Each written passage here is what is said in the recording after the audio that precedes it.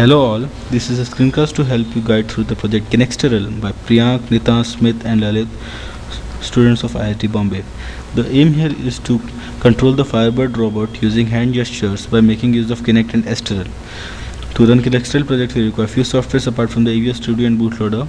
So we will be needing FileZilla, which is a free FTP client used for sharing files on remote servers. It can be downloaded from the link highlighted on the screen, and you can use the first download link. It is a free software, so we won't have to pay anything. So the other software that we will be needing is Putty, which is used for remote SSH login, and you can download it from the URL highlighted on the screen. You can download it from the first link called putty.exe. As the name suggests, it is a executable and you do not need to install it, and it is ready to use.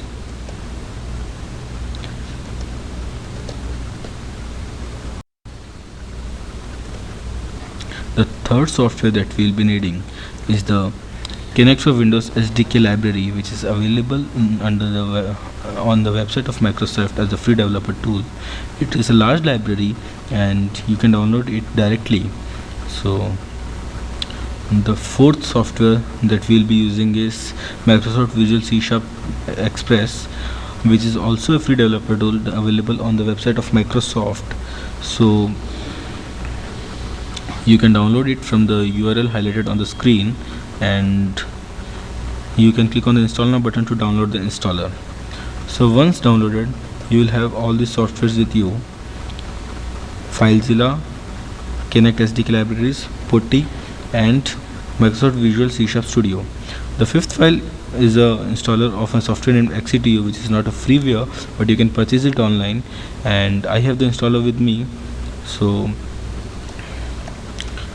you can now I have all the programs installed on my system, and I will not be installing them again, but installing them is not a difficult task. You just have to follow the UI, and there is nothing particular about the installations.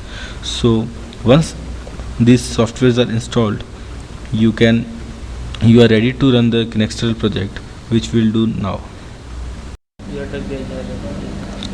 So this file kinexteril.zip is the one that we have submitted on Moodle.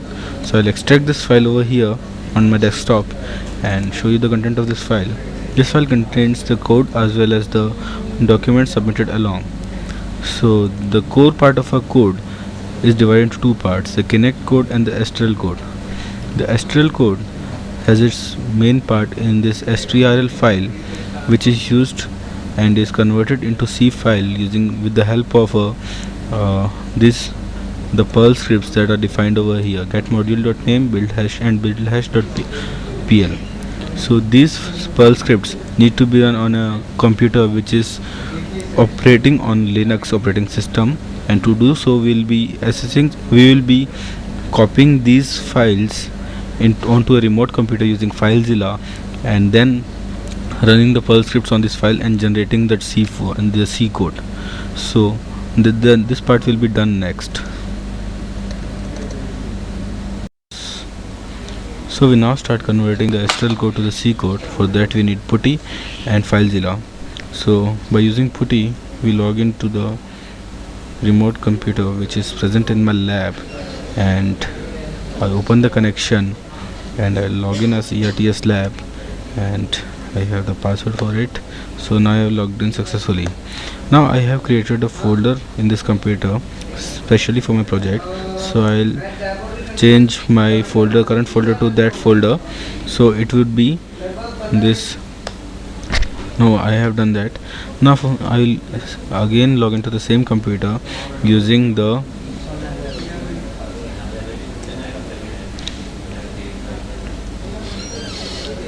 FileZilla to transfer files. So this is how I do it. I enter the hostname, username, password, and the port to be opened. So now I have successfully connected to the computer.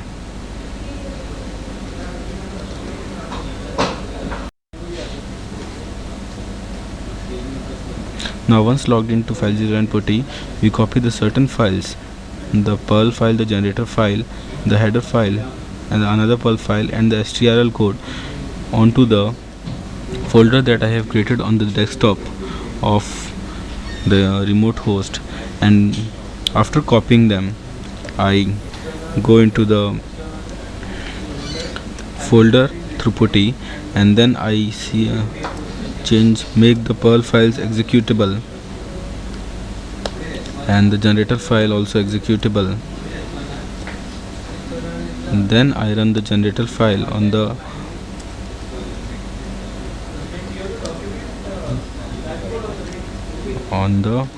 strl code, and this gives me the C code.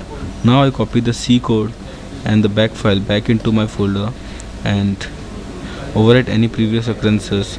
Now I have the C code which can be used to create the Avia Studio project. Now this is the C code that we have generated from the Perl scripts, and this C code can be burnt into the Firebird bot using the Avia Studio and the Avia bootloader, which we are not showing here because of time constraint, and which is very easy to do so it should not be a problem. And you just have to create a project and then use the C file and the header file provided along in the folder named firebird_win_avia. This header file has to be included in the project, and then this project has to be built and then compiled and then burned on the Firebird. And so far so good, the Firebird is ready to receive signals.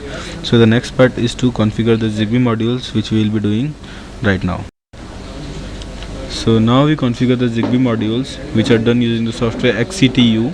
We connect the Zigbee module to the computer, and it shows over here as it is connected to the USB serial port at COM8. To check the functioning of the Zigbee module, we test it, and it replies with OK. So the Zigbee module is working OK.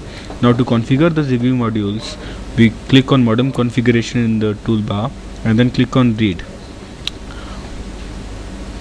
Here the Zigbee module has some problem.